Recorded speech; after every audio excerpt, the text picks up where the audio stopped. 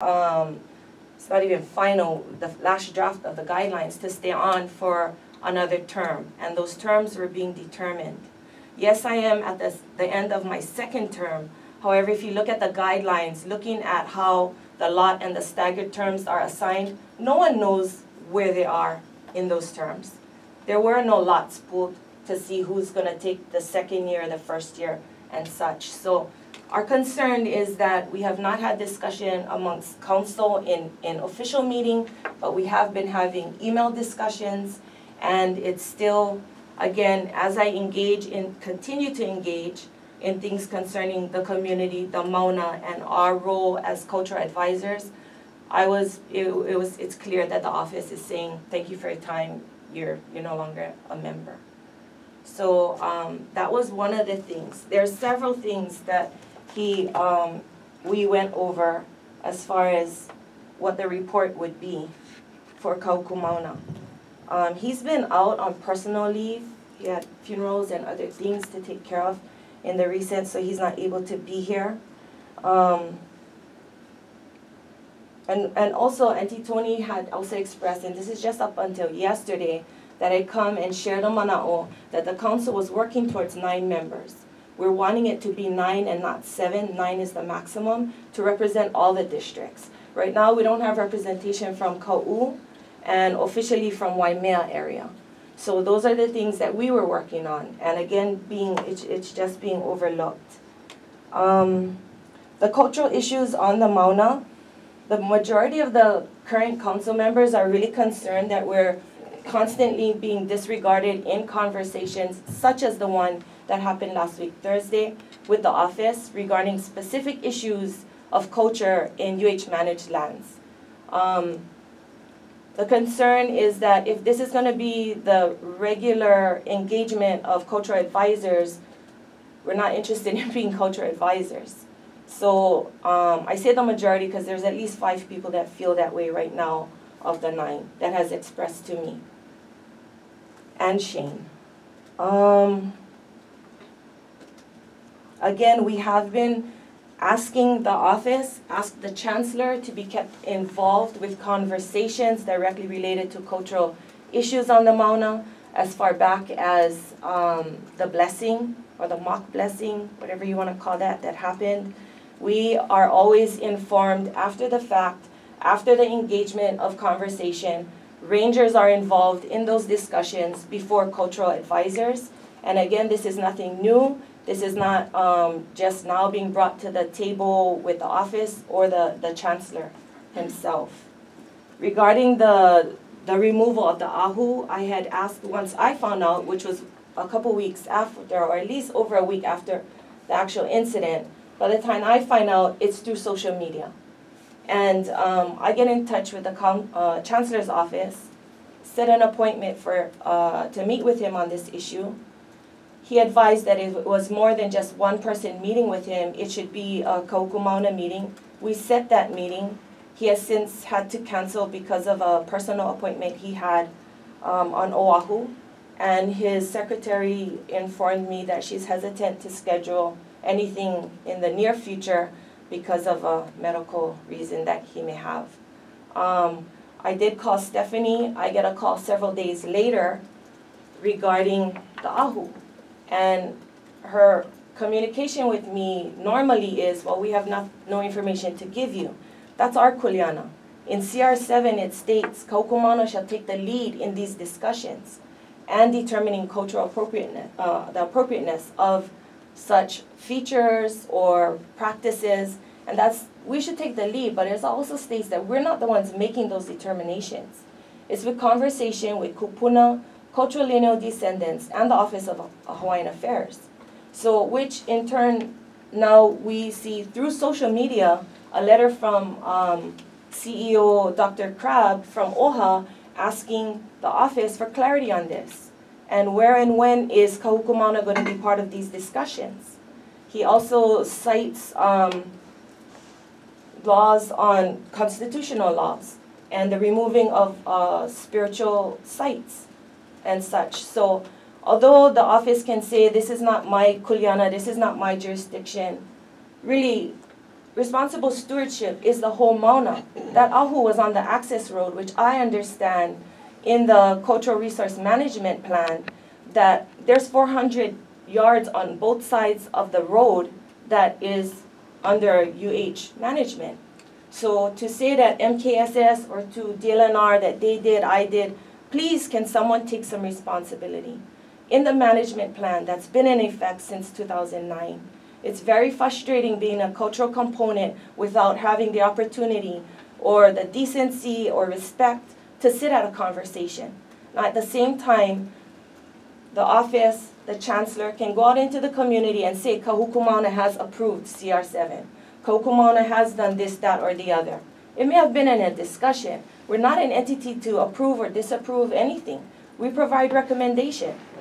And such we have been with the consistent follow-through of what we advise. And again, this is not anything new to the discussion. So Shane had asked that I bring that up as well. Yes, and the new ahu. Okay.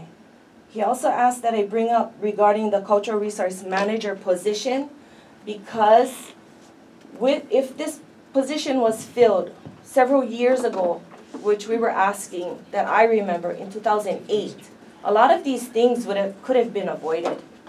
The office goes forward and hires a natural resource manager with consultation of the cultural committee.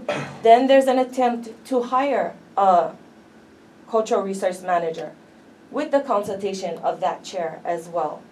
In the process, somehow that job description got changed from a cultural resource manager to a senior advisor without consultation of the council. Now, and that is, we have conversation and we have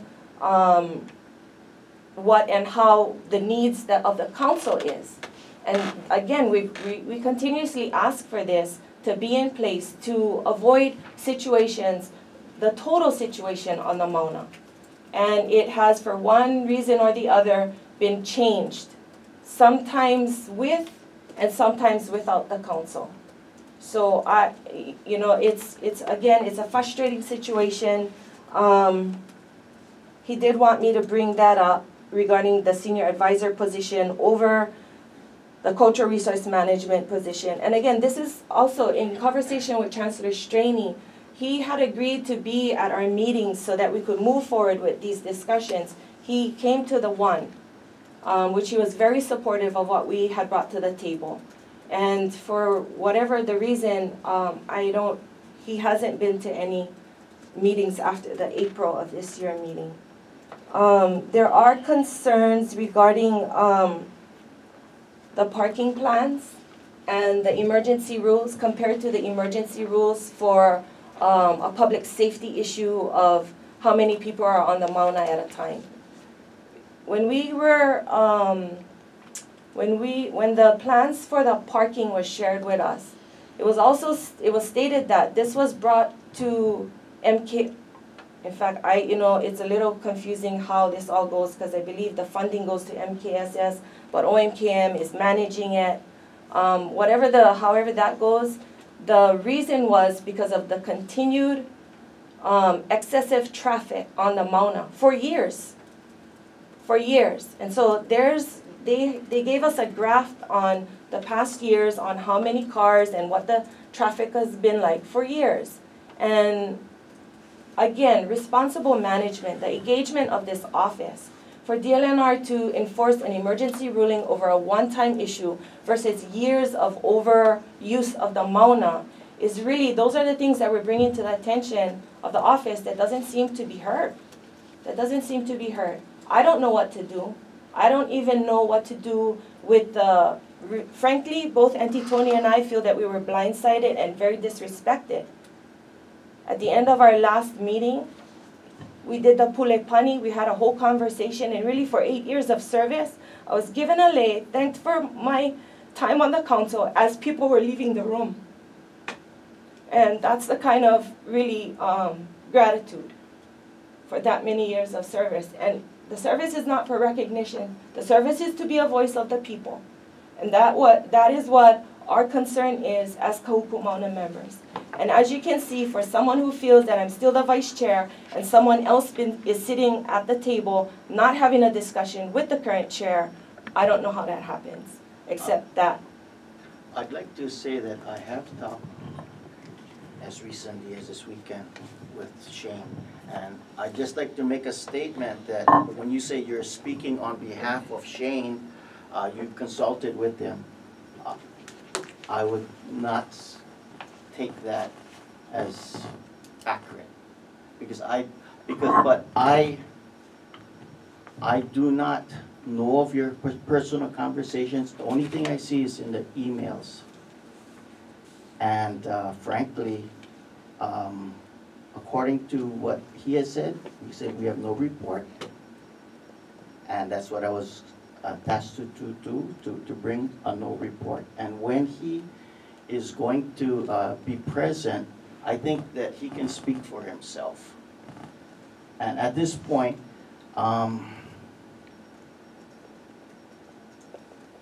personally, I'm a person of rules. I learned that you gotta follow the rules. If you don't like the rules, change the rules. You cannot change the rules, go outside the rules. That would be awesome if all the rules were followed and not once just picked and choose. Okay. Kalamai, but there's also other council members in the audience. You know what, thank you. Okay, thank you for your comments, and Tom, thank you. The minutes will reflect your statement. Yeah. All right, next item on the agenda is old business. Dr. Ryan Peroy is give us an update on the erosion project.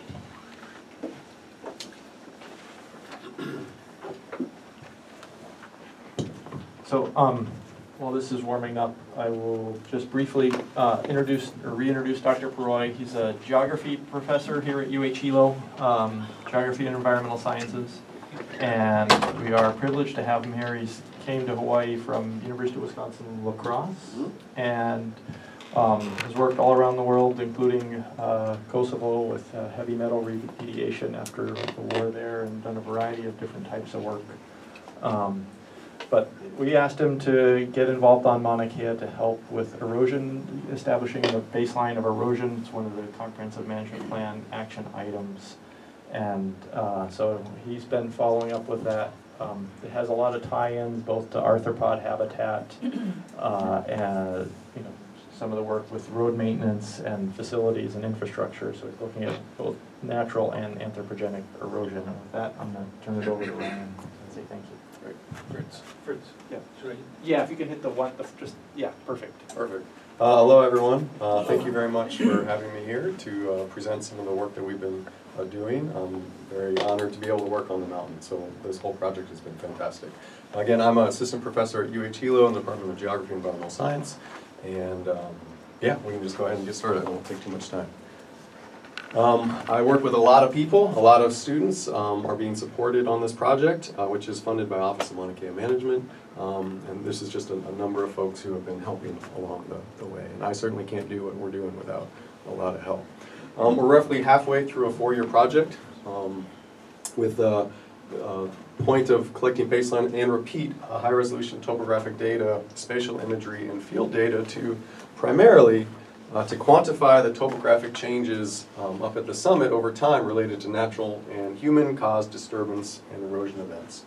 And so really to kind of get a baseline, here's what the situation is on the mountain, and here's how it's changing, and be able to quantify that and look at how it's changing over space and time. So where are the hot spots and where are these things, and then what can we do about it? It's tied into, as Fritz mentioned, looking at vacuum bug and other arthropod species, habitat suitability modeling.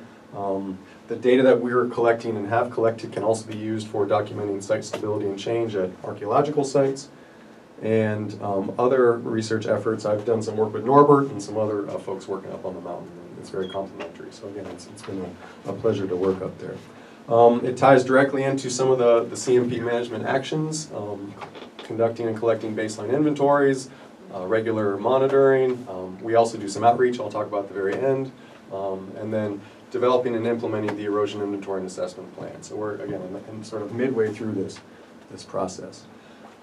When I was working on this talk, I thought, well, you know, as a geographer, I like to think about space and how things change over time in space. And so I thought some of you all may have seen these before, but these are some aerial photos. The earliest I could find is from 1954. If there's earlier ones, I'd be happy to find out about them. But just zooming in on the actual summit area, this is what it looked like in 1954. Which I think is really interesting. There's no roads, there's no telescopes, but we can see some, you know, pathways and a little bit of erosion scars that are certainly up there before any action starts. 20 years later, 1974, you can see the roads have been put in, beginning of telescope construction, and so the change has already started, right? There's some significant things that have started there. And is this the Yellow laser? button's the laser, yeah. And then just to point out on the road here on the switchback, you can see there's this sort of whiter area here. You've already started to get some cutting into the cinder cone due to oversteepening from when the road was put in. In the 90s, we can see the same. And then more recent data, this is from 2001, zooming in on this area, and then 2013. So just to go back and forth a few times between there, and just you know, focusing on this particular area, just to show that there's definitely change and erosion happening, right? Otherwise we wouldn't be talking about this. You can see the gulling that's occurring, and in some of the telescopes themselves and some of the platforms, and certainly along the roadways, there's all sorts of erosion occurring. There's also, in addition to the roads and telescope construction things, people, right? There's lots of people that are coming up here for various reasons, and there's impacts associated with all these different uses. And so, are we able to, you know, quantify and understand what's happening up there? So again, the primary purpose for the project is to start at least. What's the status of the topography up there now? What does it look like? What are the elevations? Where are the erosion scars currently? And then how is it changing, right? In time and space, how fast is it changing? Where are the areas of greatest change? And then what can be done to address these changes? The big effort associated with this took place in the summer of 2014 with a group called UNAVCO, which is a consortium from National Science Foundation I was tied into. And basically we brought this instrument to the summit. This is called a terrestrial laser scanner. It basically sends out millions of pulses of laser beams into the environment, and you can get very, very highly accurate topographic data back. It's a non-intrusive sensor. You just set it up, it scans the area, and you set it up in the next place and go from there. It's fantastic. And these are Amber and Margot, who is an undergraduate pipes intern who's working with me on this project, and Nathan, my graduate student, and a bunch of other folks were working on this. This made the highlights for the UNAVCO site and has created a pretty amazing data set. This is a portion of the area that we scanned up at the summit. Our area actually goes a little bit further down. And I'm going to just take you guys on a quick 3D tour so you can collect the data right here. So this program is called Cloud Compare, but what it does is allows you to visualize the point cloud of the data that we're able to collect. So I'm just going to zoom in a little bit on some of the sites here. All right, so we can look at some of the telescopes, and we can get this level of detail in the landscape, and to understand very small changes and identify these. Here's the pathway leading up to the summit, and if this is moved or eroded or people have moved rocks or so on, we now have a sort of a baseline record for what that looks like. And so this data, again, this is just the raw point cloud, but we can turn this into other sort of geospatial products that are useful for, again, identifying and visualizing this change. So this is it's called a digital surface model from that data set that I was just showing you there. And if we zoom in on this section, we can see some of the gulling. And again, this is wonderful because this allows us to sort of say, here's what it is now, and then we can look in the future and say, here's how much it's deepened, it's been stable, it's changed this much, and so on. So this is it's actually pretty amazing data set. This is the biggest scan that UNAVCO had done. They were pretty overwhelmed when I said the area wanted to be scanned, but I got them to do it. And so I've been very, very pleased. In addition to just looking at, topography, we can also look at derived products, one of them being slope. And again, this is the road with the switchbacks. I think this is a really interesting image. So this is showing slope. So areas of low slope are the dark blue, so flat. And then if it's steep slope, it's going to be red, right? And so we've got the guardrail, right? You can see there, and we're getting the individual posts. But if you look here, these are these really interesting lobes, which are coming off. And I've got some questions associated with these that are not necessarily, they're more geomorphic questions for my sort of scientific curiosity about how active these things still are and so on. But again, with this data set, we can pick out individual rocks, we can see how these lobes are changing, we can see all sorts of things. And so again, I'm very, very happy with this and excited to see what we're going to see this coming summer, because we're going to bring these folks back and we're going to scan it again, and we're going to see how things have changed. Which will be fantastic. And we're in discussions with them right now about how to do that. I'm not going to scan the whole area we did before, but I'm definitely going to target the majority of the areas where I think things are changing. And it's important because there's been a lot of action up there, right? There's been a lot of weather, Hurricane Anna. These are photos provided by the different rangers from home camp. Thank you very much. So of runoff, of materials moving, of dramatic erosion. This is by VLBA. Along the trail to Pu'u Waiau.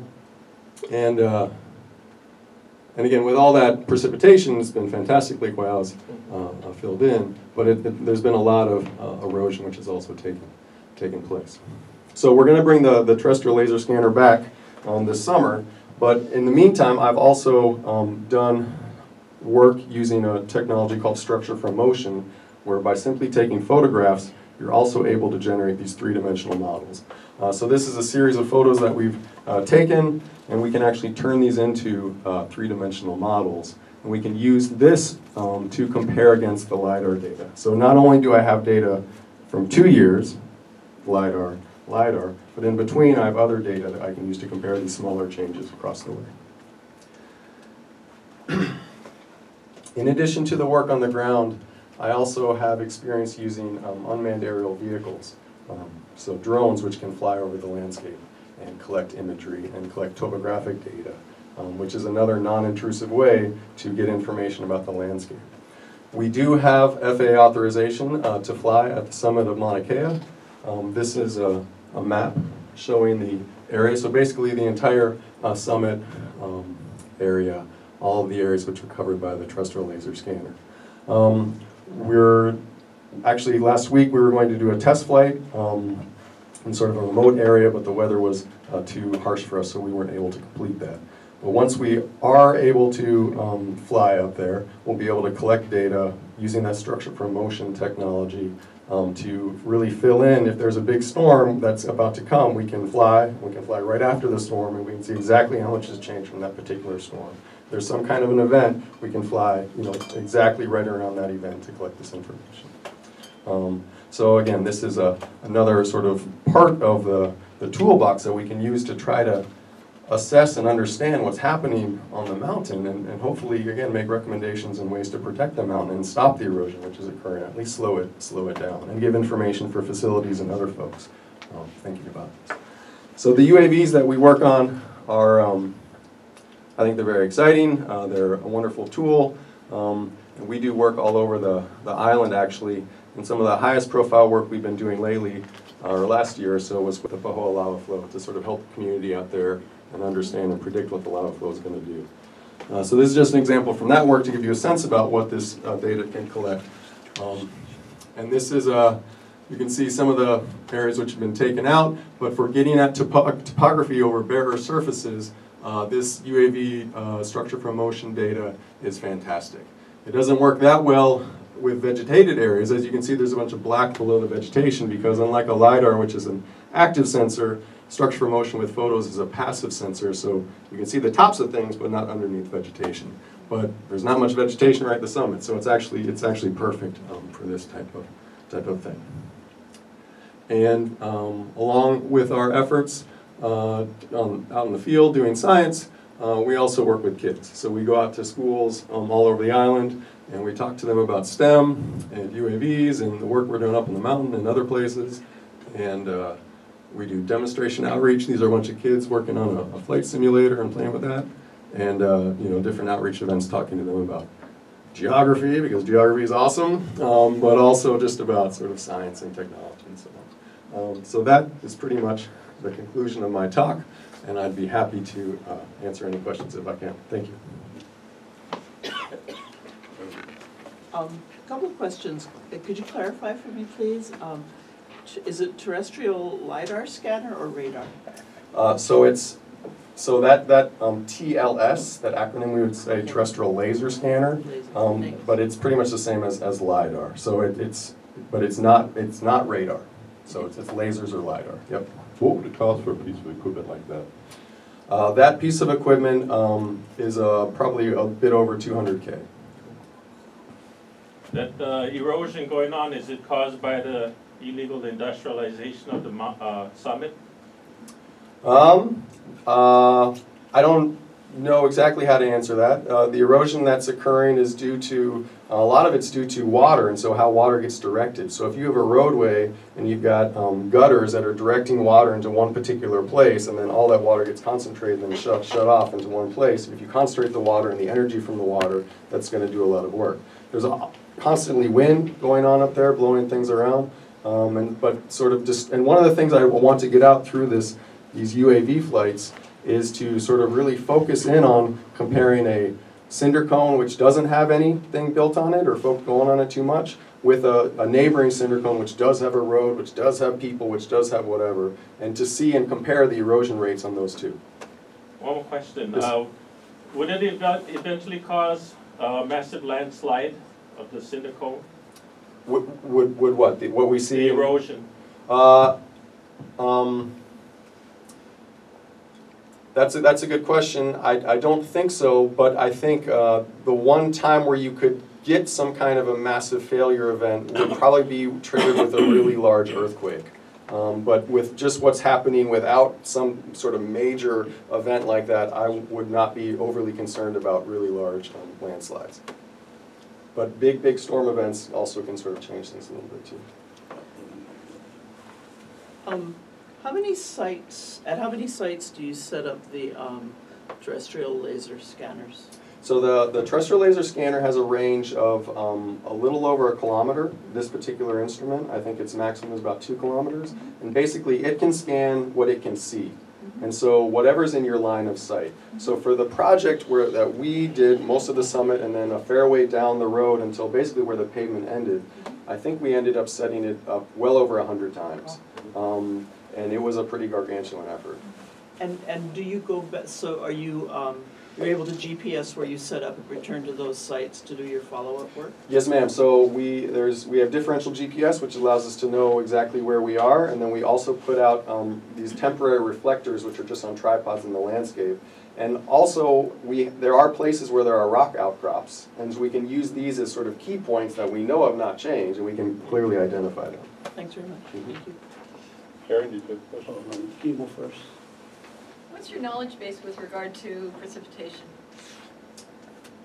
You know, how do you know how much water you're getting into those erosion events and under what circumstances? To try to tie it to an individual rain event. Well, over a period of time. You know, I mean, can you quantify how much precipitation, fog, water, snow, whatever? So there's a fair amount of the weather stations up on the summit are pretty well instrumented, and I know that there's movement to install a weather one up there as well. So I guess I would, for those precipitation events, I would rely on the existing data which is being collected. I don't know if that answers your question. We've been told that there is no data available, so I'm just curious to know. For precipitation amounts? Yeah. You can look at the website and get an assessment about how much rain has fallen and so on.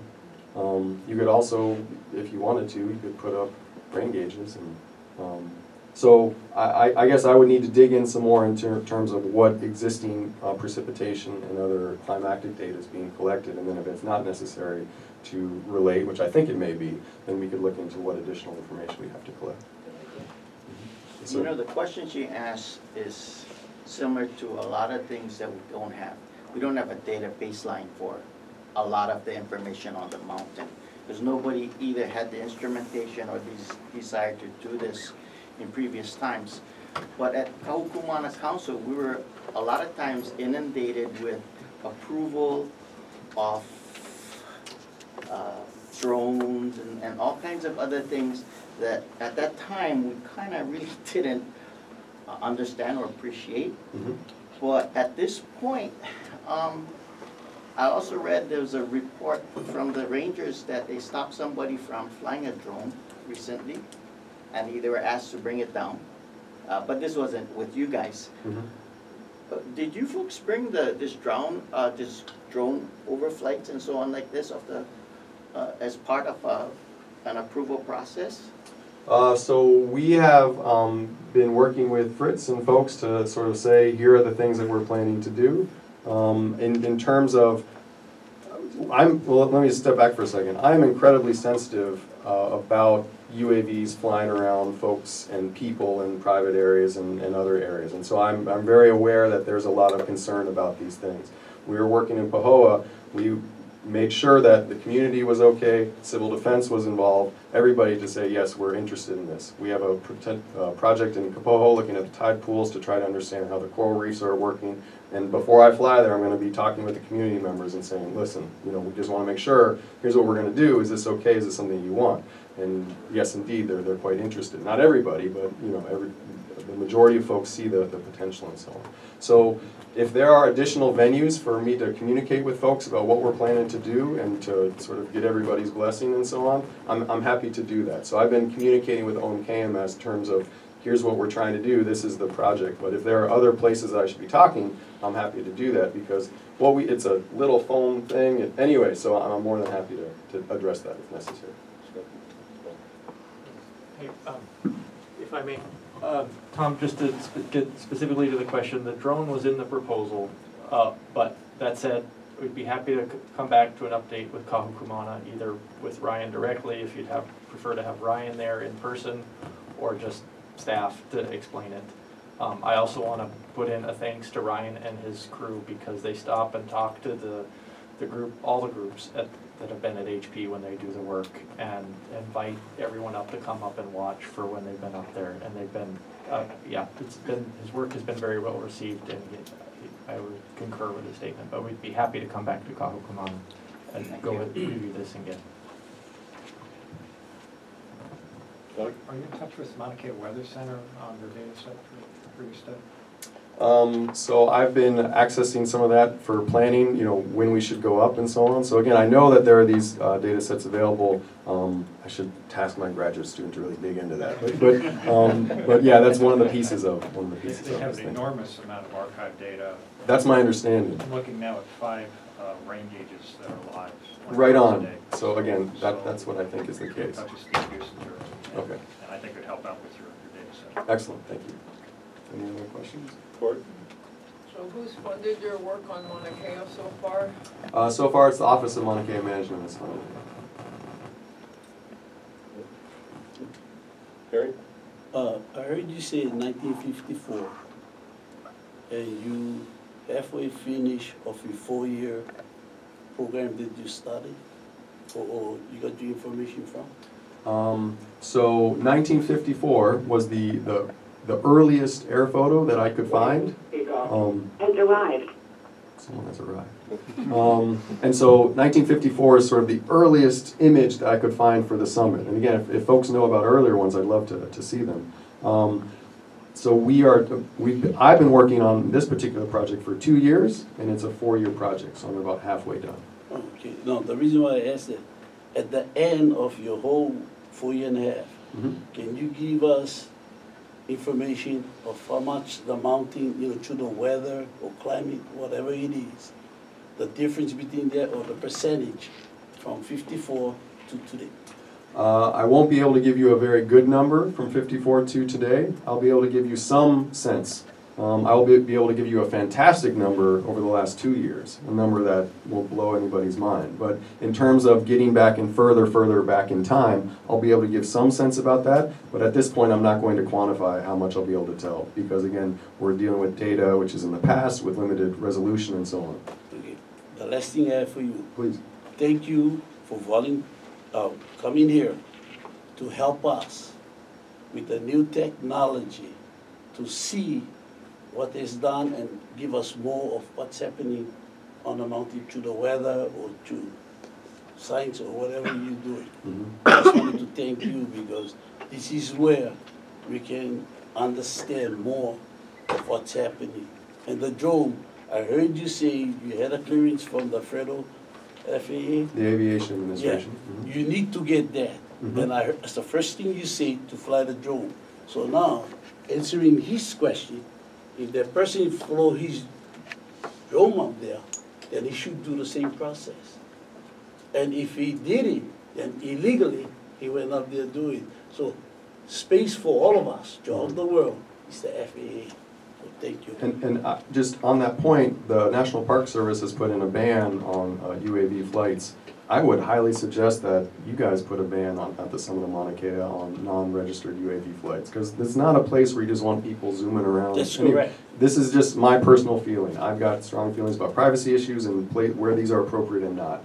And I think there's appropriate uses and there's inappropriate uses. But again, it's an honor for me to work on the mountain, so, but I don't want to take too much more time. So you have been studying areas where man has had minimal impacts to create a baseline over that 4-year period to show the differences? Yes. Okay. Because it didn't seem that apparent in the pictures that you chose, but.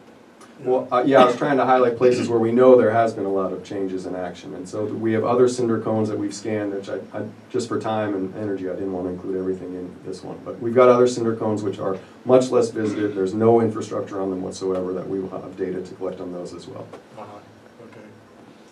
Well, thank you very much, and we look forward to future reports as you conclude your work. Okay, mahalo. Thank you. And if we may, Dr. Proy has a class to teach, so we can help shut down and excuse it. Thank you. Thank you. Thank you.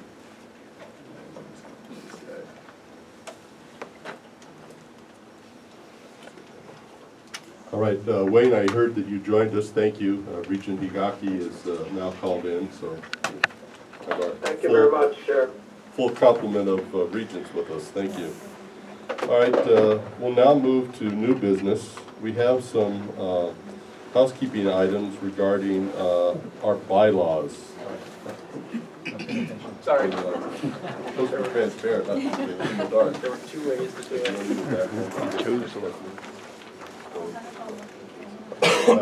I'll ask Stephanie to discuss the current bylaws and what some of the issues are related to terms of board members and then terms of officers.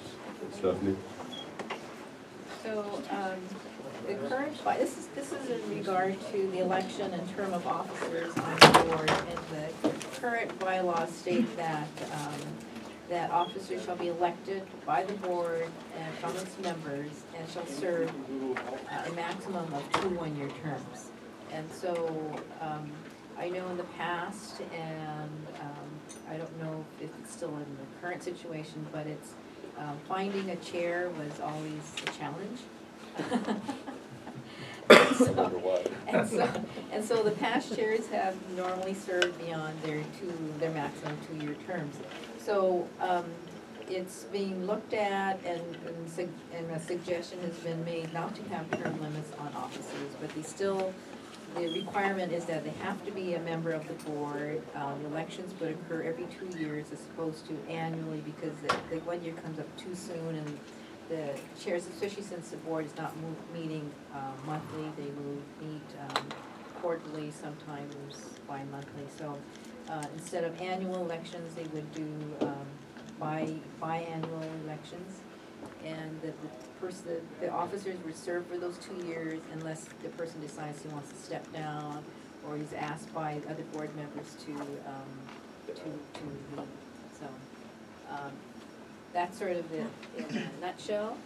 Do you have any questions? When I was reviewing the bylaws, it was my strong belief that obviously we follow our bylaws. And so rather than just assume that we will continue past practice, that I felt it was important for the board to look at this policy and make a determination. And it seems like the first determination we have to say is, okay, when the bylaws were drafted, there was a term limit established. And the question is really why? You know, what was the goal of that? And if the goal is still valid, then the term limits should still apply. If we no longer think they're valid, then the bylaws ought to be changed.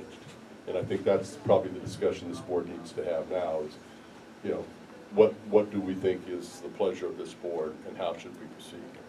And then based on that discussion, we can decide if and when we need to go forward with other discussions. So, Hannah, comments? You've been here probably as long as any. Well, I was just wondering about the red, the Ramsar. These represent changes that were made in 2009? In prior. Is that correct? Yeah, but I certainly do understand the difficulty in getting volunteers to come to the table in the first place, and then getting one to sit at the head of the table. So anything that would make that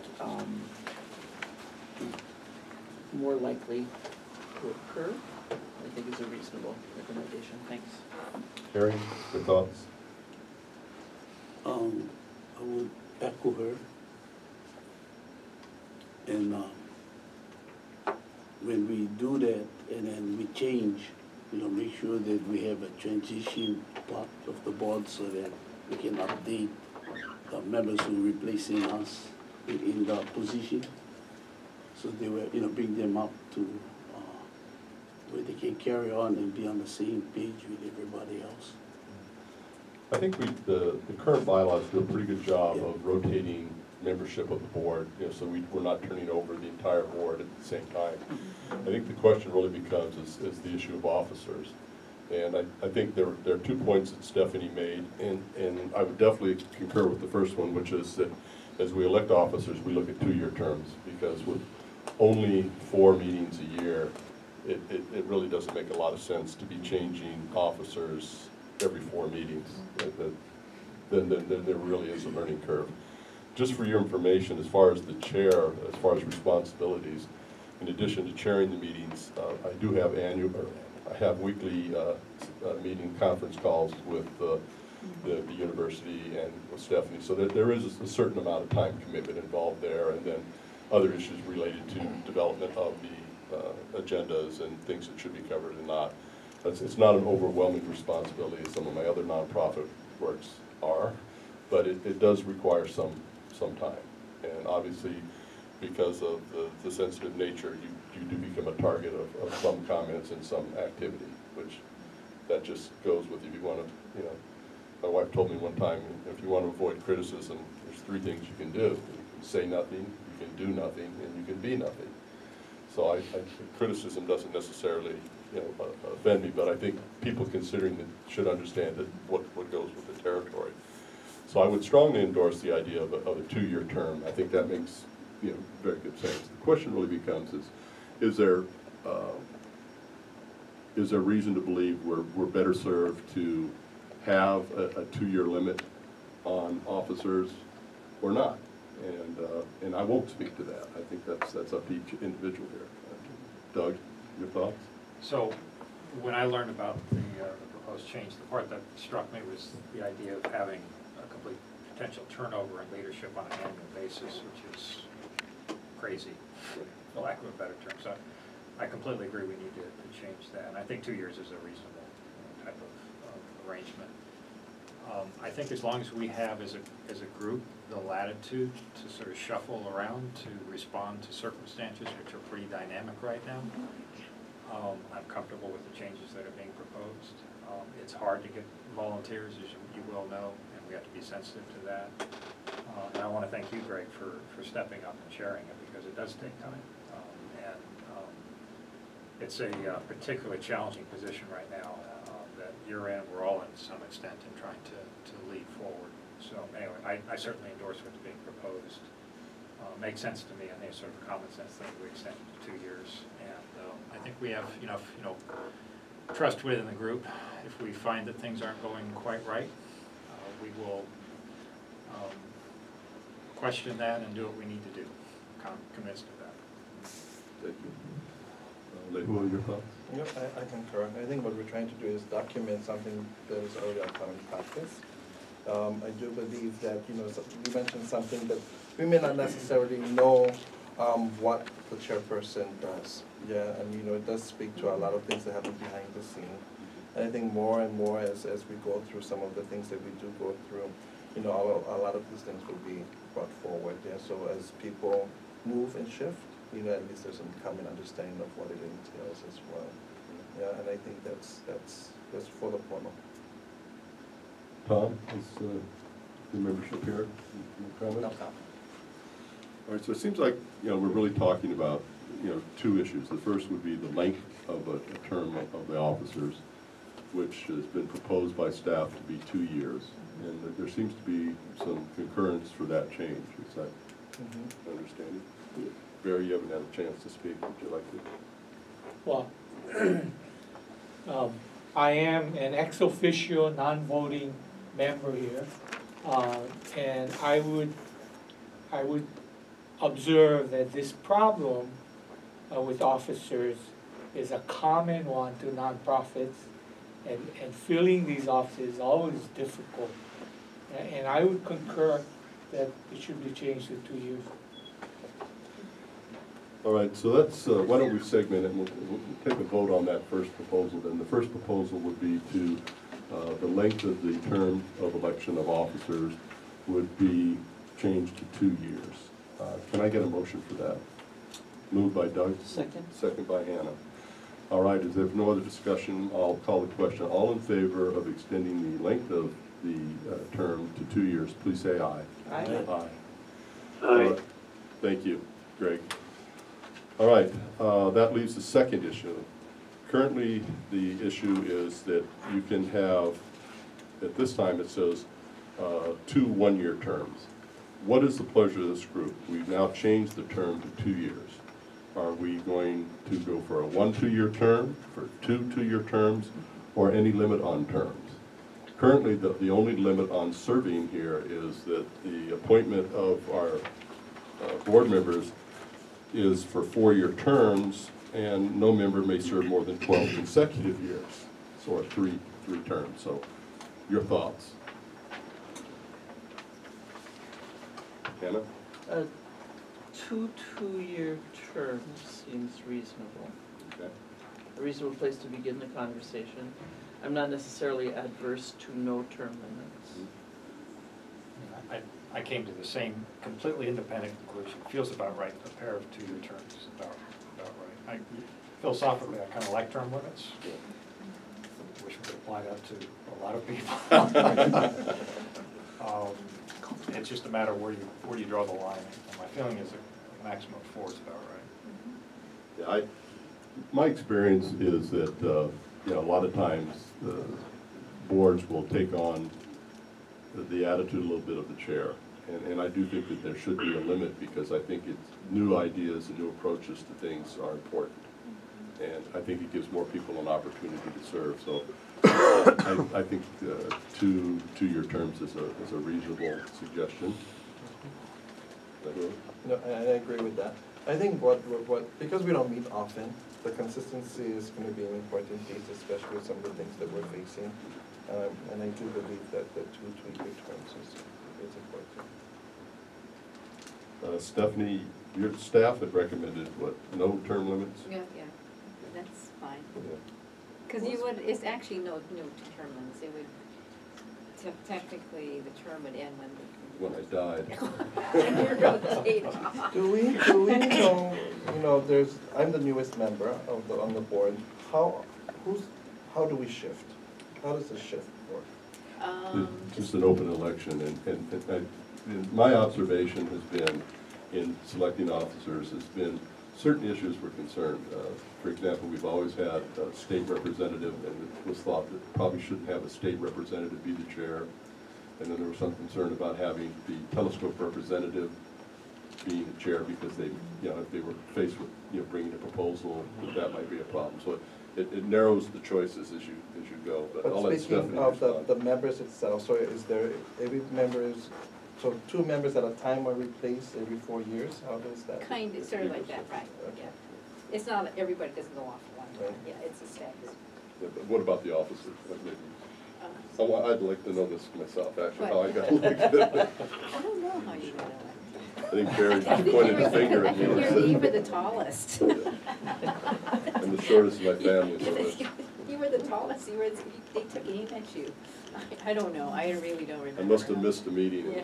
you know how that goes, but, anyway, all right, so it seems like the proposal here is, two-year terms.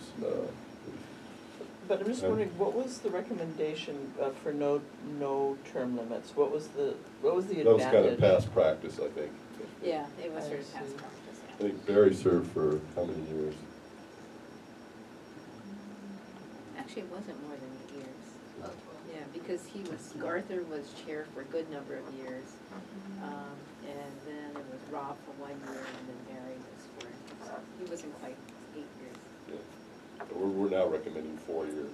Yeah, but I think it's been one of those things that things have just kind of happened. But when I looked at it, I said, no, we can't just have it happen. It's got to be the way we want it to be and Sure.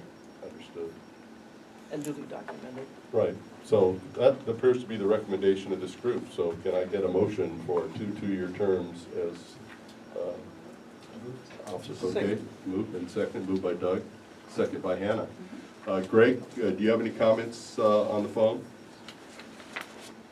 The only thing I would say is that I serve on a number of volunteer boards, and most of them have moved away from term limits only because of the difficulty and challenge sometimes in recruiting people to come and serve.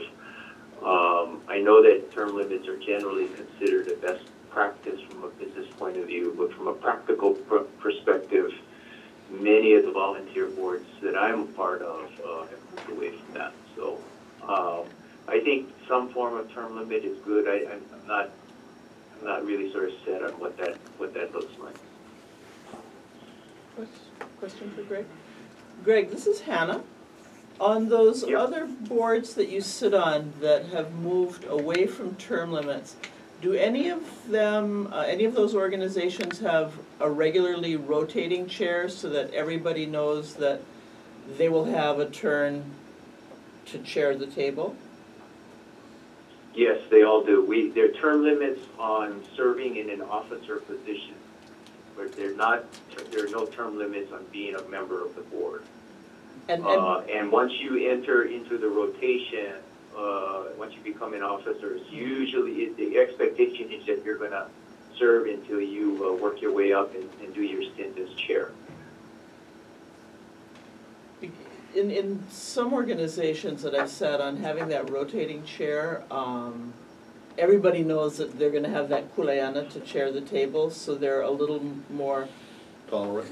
well, tolerant and committed to the diligence that it takes to chair the table, and so appreciative of that effort. So when we talk about changes in paradigm, that's a way that I lean towards, is that there's a rotation among all of the board members, and everybody has that kuleana at some time or another.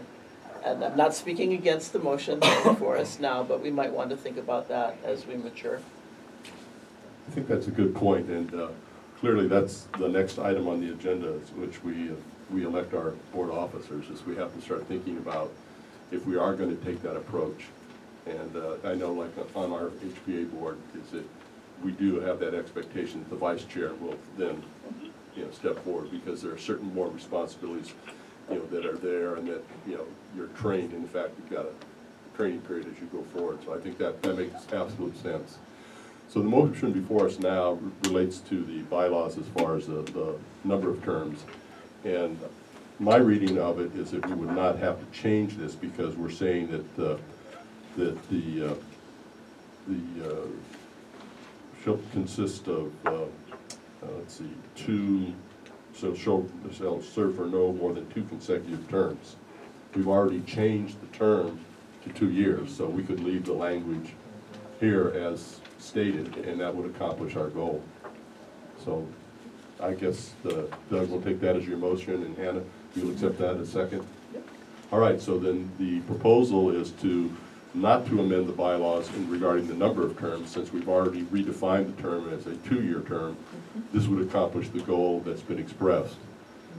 So I will call for a vote anyway to confirm that we will leave the bylaws as far as the number of terms at 2. All those in favor, please say aye. Aye. Aye. Aye. And Greg, aye. That's unanimous. All right? So that concludes that moment in history. We have now amended the bylaws, and so Stephanie will make those amendments and circulate them with the minutes of this meeting. All right, the next action item would be the election of the board officers. We have 3 officers. We have a president, we have a vice chair, and we have a second vice chair treasurer. So I'd like to open the nominations. Any nominations for chair? I nominate Greg Moore. I have a nomination for Greg Morris. Second, I don't know. No getting out of it now. You just changed the rules, man. Well, my time is finally defined, so you see the smile on my face. Not how I wanted to spend my birthday, but this is probably the best present I got. It's a term limit, so thank you for that. All right, are there any other nominations?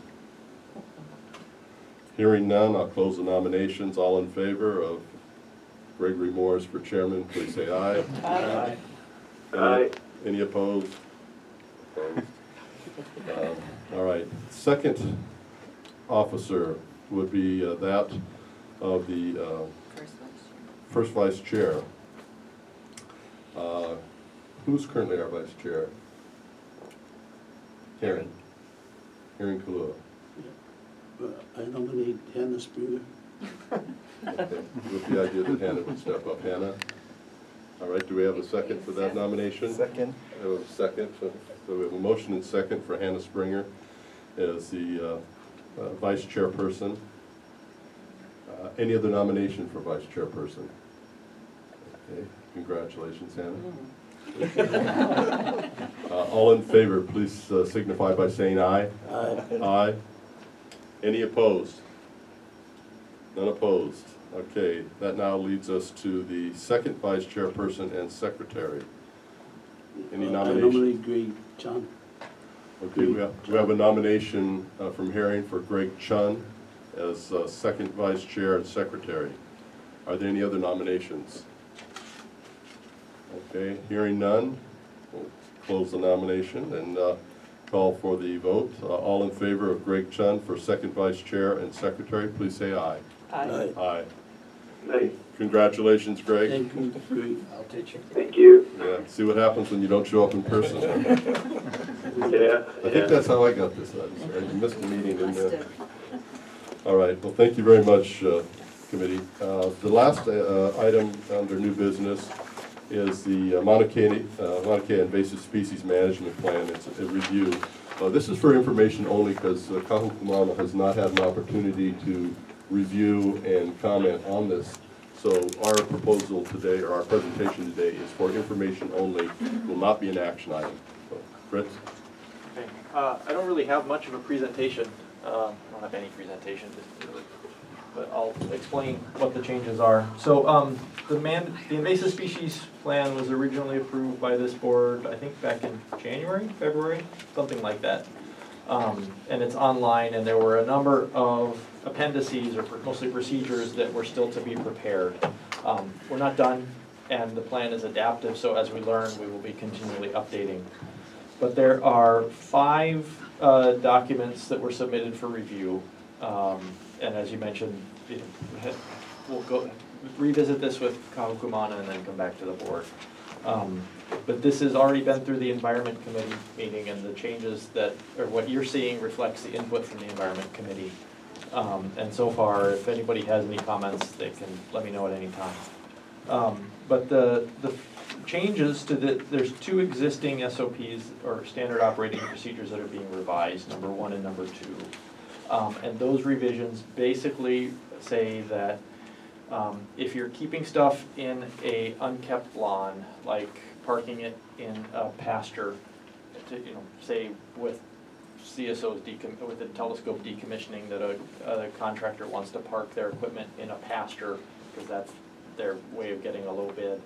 We have to do an inspection every trip. There's no exception or saying, because right now, if we inspect something, we can work, like with the water trucks, we have inspected their base yard. We talked to them about their standard practice. They wash their vehicles before every trip, and we don't need to look at every water tanker that goes up. We check them periodically, and and talk to the drivers and talk to the owners, and everything's fine.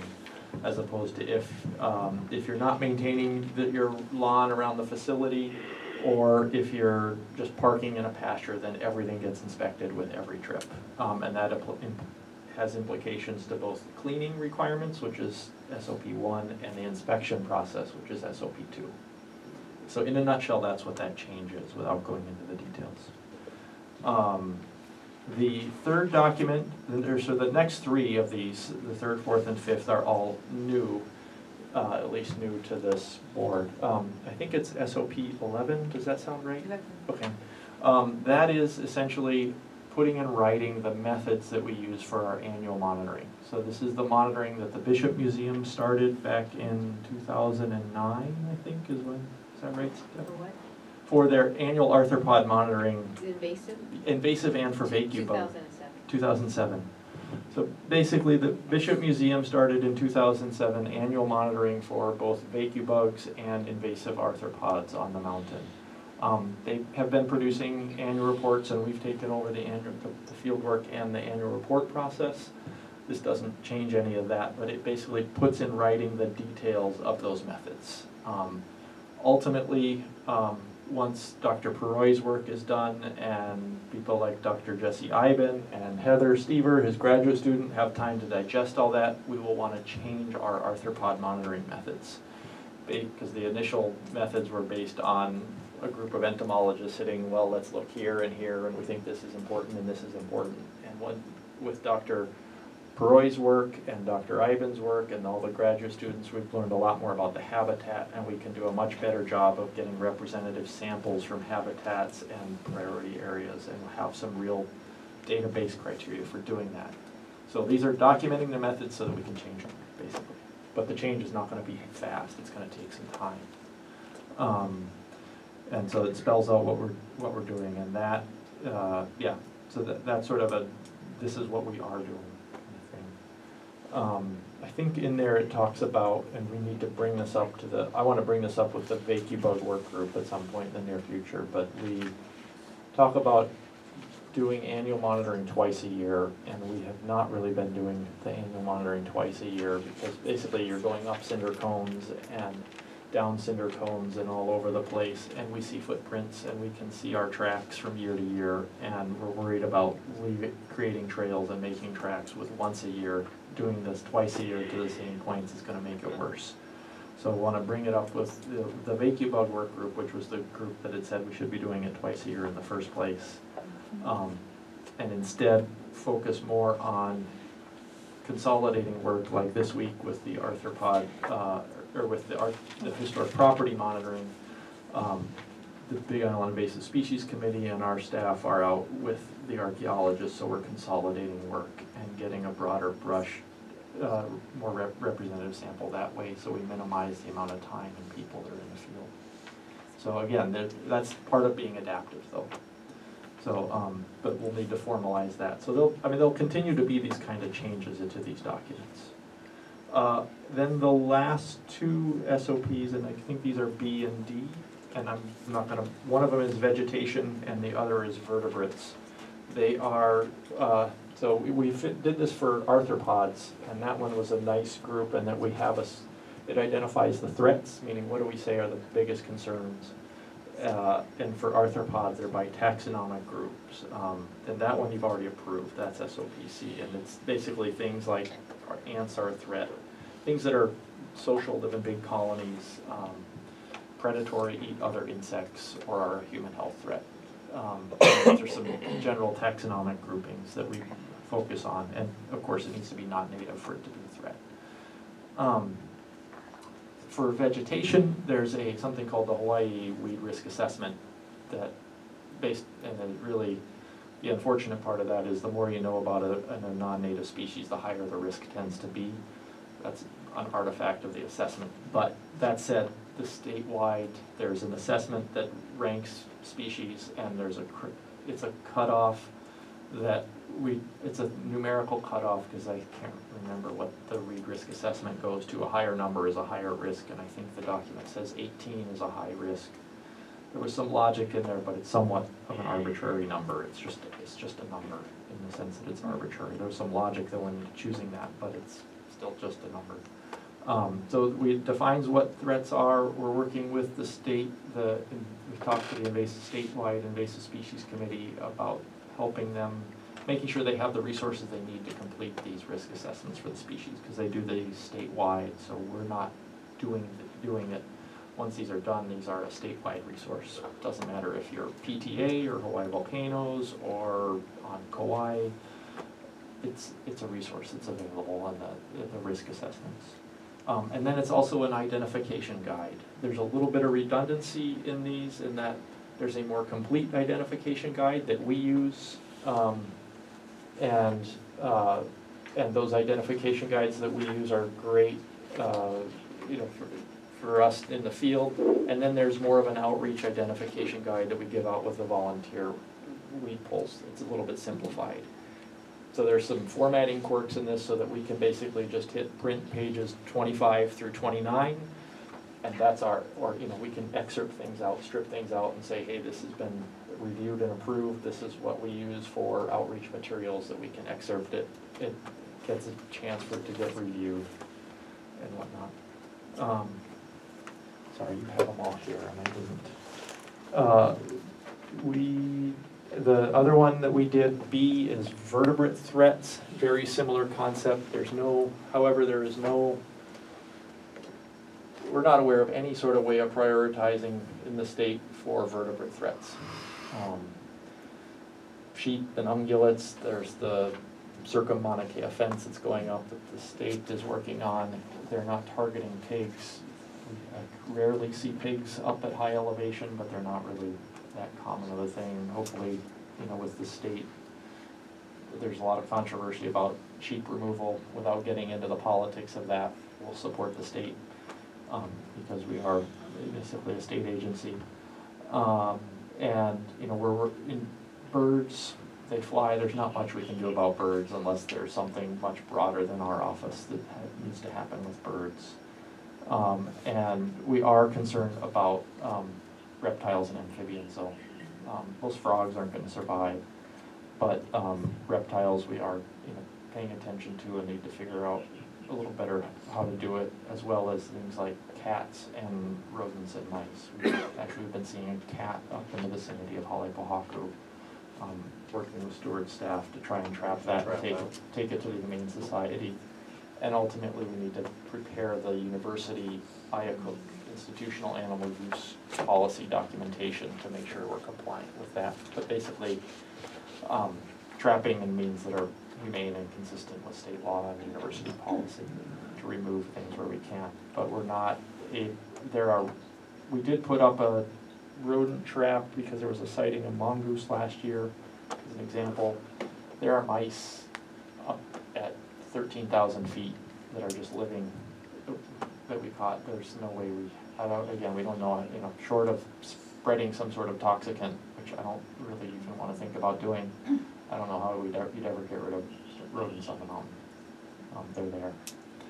But we want to document it. And then the last of these procedures that we have submitted for review is basically ground rules for how we review and revise this. Basically, getting at transparency. It says, what are the criteria for when we come to you to ask for you to look at documents before we review them, versus when can we just make the change, and basically talk to I think it says with the approval of, or their designee of the chair of the management board. If if the chair wishes to defer to the director or to me, then that's fine.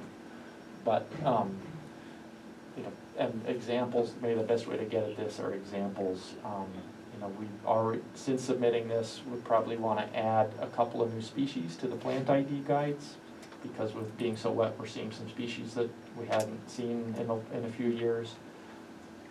That kind of change we wouldn't bring before the management board. It's not a major change in policy. It's not a major, it's just, here's another species in the ID guide. We want people to know about it. We want you to know, people to know if it's native or non-native. The criteria is at the next regular meeting at both Kahu Ku Mauna and the management board, we say, hey, we changed this ID guide, this procedure, we added these species and did this and that. As opposed to if we change what we consider to be a priority or make a more larger contextual change, then it would go before the various boards for review. But it's spelled out so that it's clear to everybody, including, and I guess the other thing that in there in the reviewing is our annual reports do not come before the management board for review and approval. They would go to the environment committee for review, and really with the annual reports where it's saying this is what we found, we would seek more of a technical review so that somebody that's subject matter expert to give us some feedback, and then we'd say, hey, here's our annual report. And then at that time, if there's discussion about the content, we can always revise the format and capture that for future work. Great, thanks, Fritz. Are there any questions of Fritz regarding this presentation? I do. Mahalo nui, Fritz, for your presentation. Yeah, I think it's not a question. I think it's more of a worrisome, knowing that there's the ants that you shared this morning, and then now talking about rodents. And and then mice will attach themselves to whatever. It's just kind of it's worrisome. When we talk about personal and private, and even rental cars being exempt from the cleaning that other vehicles go through, and because it's just typically assumed that rental cars are clean, but it doesn't account for the fact that some of them cruise the entire island and then head up to Mauna Kea with whatever is attached to them. So I'm not too sure what the answer is, but it just almost seems worrisome. Yeah, it definitely is worrisome. I mean, fortunately, most the rental cars have problems. I mean, the airport had little fire ant problems, and the Department of Ag became aware of it because the ticket agents were getting bit. And the rental car parking lots in Kona have ant problems. Fortunately, they're lowland species, and they're probably not going to survive up at high elevation. And yeah, they clean it, and the rental car companies actively try and suppress it, and we're working with the Department of Ag and members trying to do the right thing in that context. But it is an issue. The way of getting at that, as I understand it, is through the rulemaking process. I think ultimately the issue of cleaning and inspection and private vehicles is going to be a difficult conversation for exactly how it ends. I don't know what that needs to look like in the end. I think there needs to be some clear expectations, but administrative rules are the process that I'm aware of to get at that. I don't know, Stephanie, if that's accurate. All right, thank you, Fritz. I, for one, appreciate the fact that this is a dynamic and living document that you're changing constantly, not just putting it on the shelf and then looking at it every 5 years. So congratulations to you and your committee. Thank you. I have a question. Are you studying lichens and stuff related to that? We have not done a lot of work on lichens. The best work on lichens that has been done was at the 30-meter telescope site by Dr. Cliff Smith, who's emeritus at University of Hawaii at Manoa. But otherwise, there's not been a lot of work on lichens done up at high elevation. Fritz, he testified at the contested case hearing that he'd been trying since 2008 to get permission to study the lichens, and he was only given a month and a half during the TMT study period, which he said he needed a year. Is there any effort now to allow him to do further study? I wasn't aware of that. I talked to him a couple times, but he had never asked about coming back up. I'd be happy to talk to him again and see what he thinks. See what he thinks is if there's anything worth doing and what, what that might be. Well, he said he was unable to characterize several of the lichens because he needed a year in order to see their entire fruiting period. And that he was very disappointed in the kind of treatment that he'd gotten. So I think it's something that would be worth the environmental committee looking into and encouraging further study. Okay. Thank you. All right, Fritz, thank you very much. All right, we're now up to announcements. Are there any announcements for today? Dwight? I'm gonna have to say what I usually say.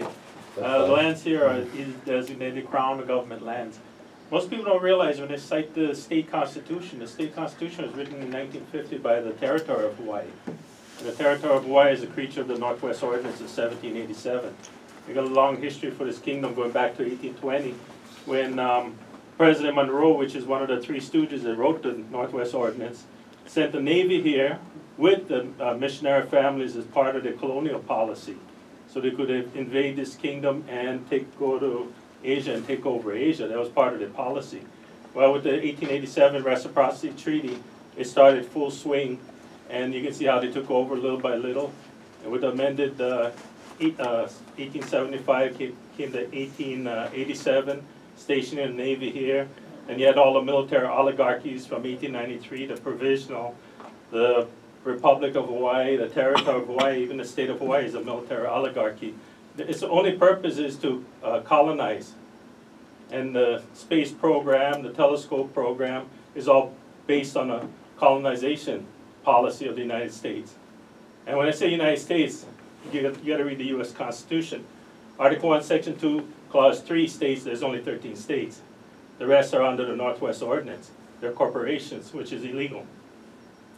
So with that, I'll end with the reservation of the rights of this kingdom over the crown and government lands and the sovereignty of this kingdom. Thank you. Thank you, Dwight.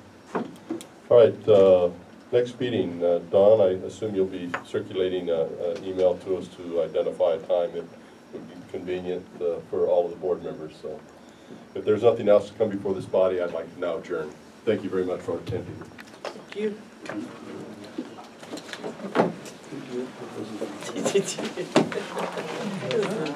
That's what I'm saying.